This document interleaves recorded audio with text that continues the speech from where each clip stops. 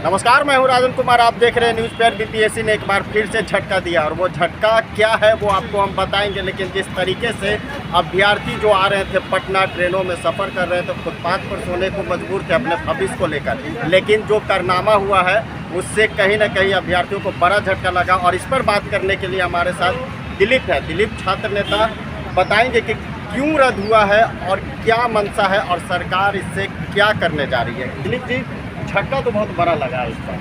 देखिए, झटका तो लगा है, लेकिन ये झटका पहले ही लग चुका था जब 11 अगस्त को सुप्रीम कोर्ट का आदेश आया था। और मैंने उसी दिन से कहा था कि बिहार सरकार को और शिक्षा विभाग को अपने कानून विशेषज्ञों को भेजना चाहिए सुप्रीम कोर्ट, ताकि कोई बीच का रास्ता निकले। अगर सुप्रीम कोर्ट इस बहाली के लिए छूट नहीं देता है तो स्पष्ट कर देना चाहिए। परीक्षा में शामिल ये लोग नहीं होंगे बीएड वाले। लेकिन बिहार सरकार चुप्पी साधे रही, शिक्षा विभाग चुप्पी साधे रहा। और कल जो बैठक हुई, कल बैठक के बाद ये बात अब आ रहा है कि हम अपने कानून विशेषज्ञ से राय लेगी, शिक्षा विभाग राय लेगा। तो ये बात तो 11 अगस्त से हम लोग कह रहे हैं। यही चीज़ अगर पहले आप कर लेते तो बीएड वाले जो इतना दौड़ धूप किए, परेशान हुए, पैसा खर्च हुआ, शारीरिक मतलब थकान हुआ, मानसिक रूप से प्रताड़ित हुए, आर्थिक रूप से हुए, ये सब नहीं होता। आपको ये स्पष्ट नीति आपकी होनी चाहिए ना कि 1 to 5 में बीएड वालों को नौकरी नहीं देंगे कि देंगे। सुप्रीम कोर्ट का आदेश है तो कोई इसकी अवहेलना नहीं कर सकता, ये सभी को पता है। तो ये जानकारी रहते भर में ऐसा क्यों किया गया? देखिए, ये सरकार की जो पॉलिसी है ना शिक्षा को लेकर, खास के ये हमेशा से दुविधा वाली रही है। आप देखिए कि नियमावली आया, शिक्षक भर्ती का कितना संशोधन इसमें करना पड़ा, कई संशोधन हुए। और उसके बाद भी अभी देखिए एसटीटी का हुआ एग्ज़ाम जो अभी चल रहा है, अचानक से अध्यादेश की तरह आया, अचानक से परीक्षा शुरू, अचानक से रिजल्ट भी आएगा। तो ये तो पता ही नहीं चल रहा है कि क्या हो रहा है। ये स्टूडेंट्स को जो है ना, खासकर शिक्षक अभ्यर्थियों को बस वो मतलब दिग्भ्रमित करके रखना है, उनको फंसा के रखना है। यही पॉलिसी है सरकार की। और इसमें बीपीएससी के कंधे पे बंदूक रख के चलाया जा रहा है। वही बीपीएससी चेयरमैन जो अतुल प्रसाद है वो किसके दबाव में?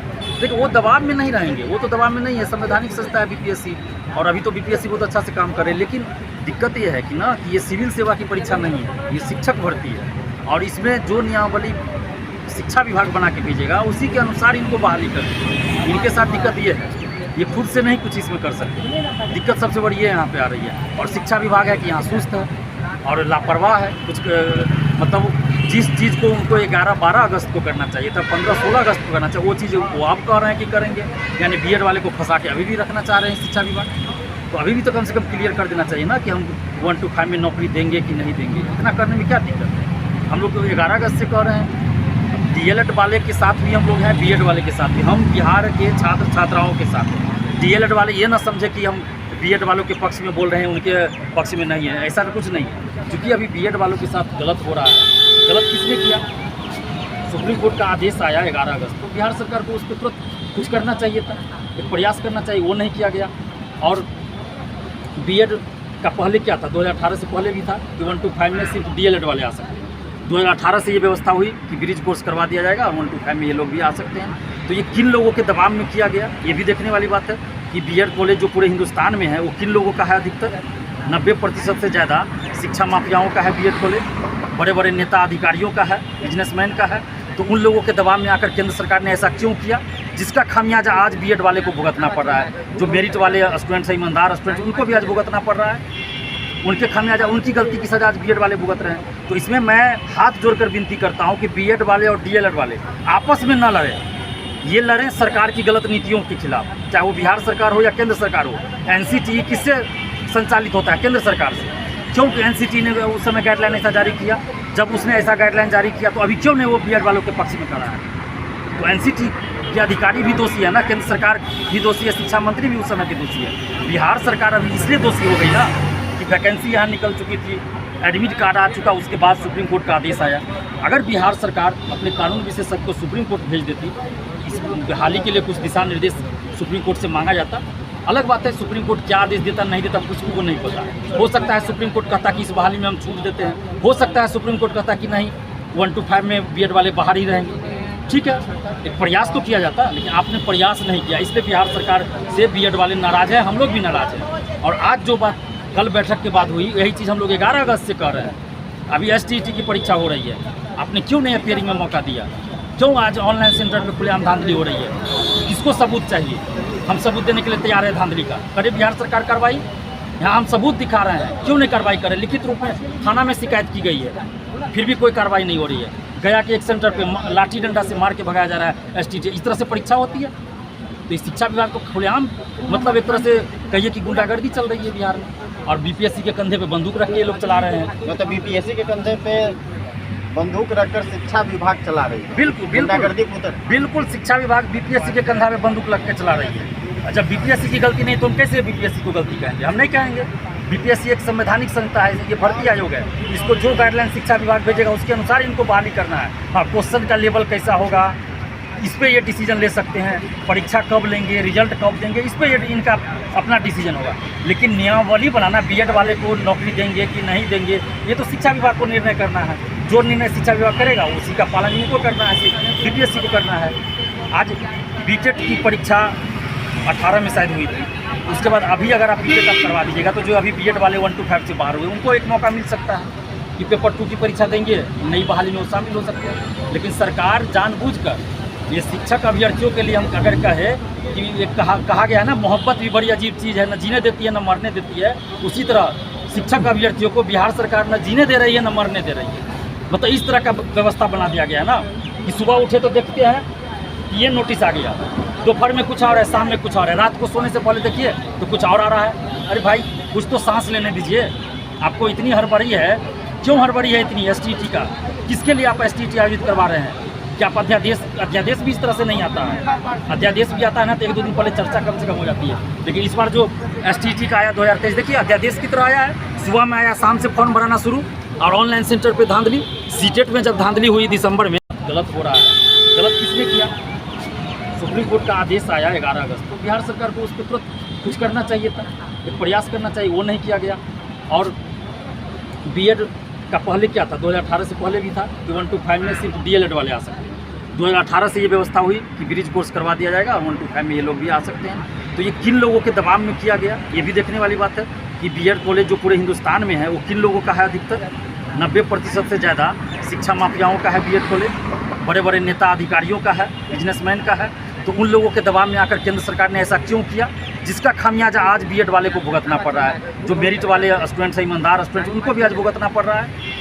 उनके खामियाजा, उनकी गलती की सजा आज B.Ed वाले भुगत रहे हैं। तो इसमें मैं हाथ जोड़कर विनती करता हूं कि B.Ed वाले और DLED वाले आपस में न लड़ें, ये लड़ें सरकार की गलत नीतियों के खिलाफ, चाहे वो बिहार सरकार हो या केंद्र सरकार हो। NCT किससे संचालित होता है? केंद्र सरकार से। क्योंकि NCT ने उस समय गाइडलाइन ऐसा जारी किया, जब उसने ऐसा गाइडलाइन जारी किया तो अभी क्यों नहीं वो B.Ed वालों के पक्ष में खड़ा है? तो NCT के अधिकारी भी दोषी है ना, केंद्र सरकार भी दोषी है, शिक्षा मंत्री भी उस समय के दोषी है। बिहार सरकार अभी इसलिए दोषी हो गई ना कि वैकेंसी यहाँ निकल चुकी थी, एडमिट कार्ड आ चुका, उसके बाद सुप्रीम कोर्ट का आदेश आया।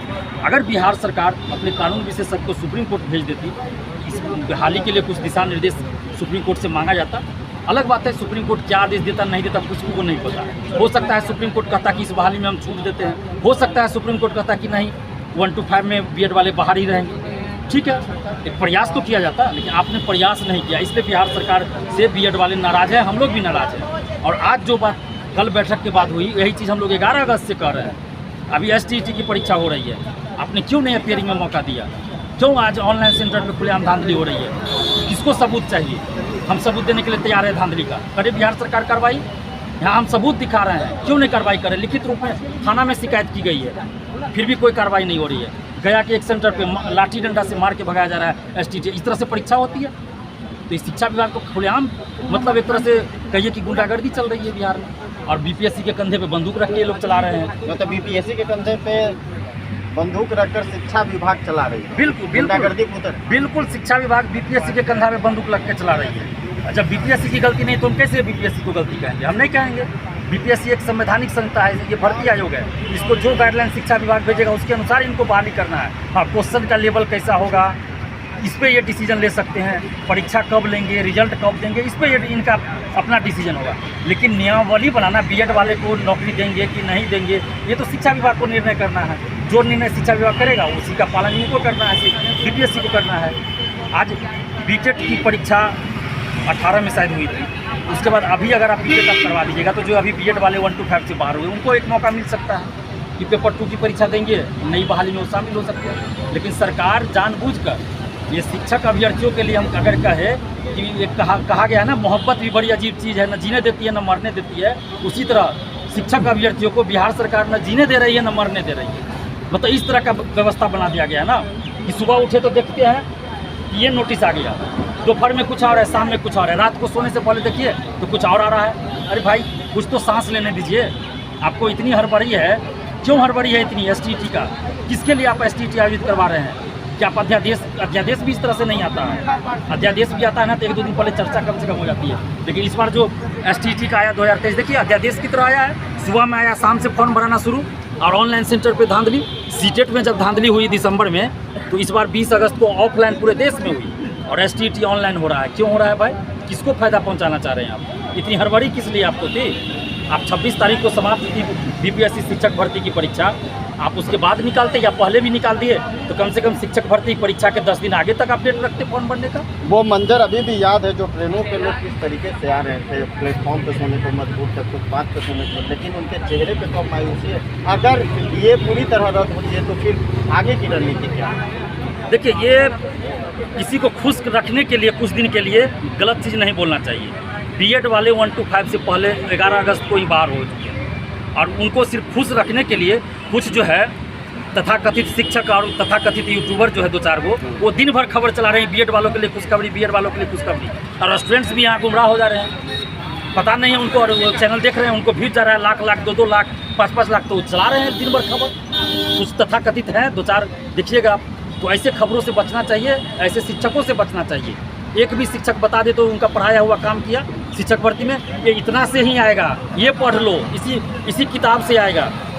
सारे लोगों ने मिलकर शिक्षक अभ्यर्थियों को बेवकूफ़ बनाया। बिहार सरकार शिक्षा विभाग ने तो बनाया ही, कुछ शिक्षकों और कुछ यूट्यूबरों ने भी बेवकूफ़ बनाया है, गुमराह किया है। इन लोगों से बचना चाहिए। शिक्षक अभ्यर्थियों को कम से कम अभी भी संभलना चाहिए। और बीएड वालों के लिए मुझे नहीं लगता है, सच्चाई यही है, भले बुरा लगेगा बीएड वाले को, लेकिन सच्चाई यही है। बिहार सरकार अगर पहले कोशिश करती परीक्षा से पहले तो शायद कुछ हो जाता, लेकिन अभी तक कुछ प्रयास तो किया नहीं गया। अभी सिर्फ बोला जाए कानून विशेषज्ञों से राय लेंगे, कानून विशेषज्ञों से राय लेंगे। क्या राय लेंगे आप? एग्जाम से पहले आपने क्यों नहीं लिया? इतनी परेशानी हुई, अभी भी कम से कम लीजिए, अभी भी सुप्रीम कोर्ट भेजिए, तब तो मंशा पता चले सरकार की, लेकिन अभी भी नहीं कर रहे हैं। तो फॉर्म भरवाने का मतलब क्या था? फंडिंग। देखिए, ये तो साफ दिख रहा है ना कि अगर परीक्षा से पहले ये बता दिया जाता कि बीएड वाले को 1 to 5 में नौकरी नहीं देंगे, तो बीएड वाले परीक्षा नहीं देते, कहते कि हमको पैसा वापस कीजिए, 3,80,000 या 90,000 जो संख्या है। तो इसलिए बीपीएससी के कंधे पे बंदूक रख के शिक्षा विभाग ने चला दिया, बिहार सरकार ने चला दिया कि परीक्षा लेंगे। उसके बाद देखिए फिर हम तो उसी समय बोले थे कि परीक्षा ले लिया जाएगा, रिजल्ट के समय कहा जाएगा कि सुप्रीम कोर्ट का आदेश है, इसलिए हम बहाल नहीं कर सकते। वही बात अभी हो रही है। भारत शिक्षा विभाग सबसे पहले तो न्यूज़ मीडिया अपील करती है कि जो फेक न्यूज़ चला रहे हैं उनसे रहे सावधान। और छात्र नेता दिलीप सभी छात्रों के हित के लिए लड़ाई लड़ते आए हैं, और जो शिक्षा विभाग बीपीएससी के कंधे पर रखकर जो बंदूक चलाई है, उस पर एक बड़ा ये बात जो सामने निकल कर आई है कि आखिर कब तक बिहार में अभ्यर्थियों के साथ खेल होते रहेगा। जबकि जान रहे थे कि बीएड का जो परीक्षा हुआ है बीपीएससी के थ्रू 3,90,000 उनके साथ छलावा होने वाला है। फिर भी वैकेंसी निकाली गई, परीक्षा लिया गया, फॉर्म के पैसे दिए गए। अब बीएड अभ्यर्थी क्या करेंगे, ये देखने वाली बात हो।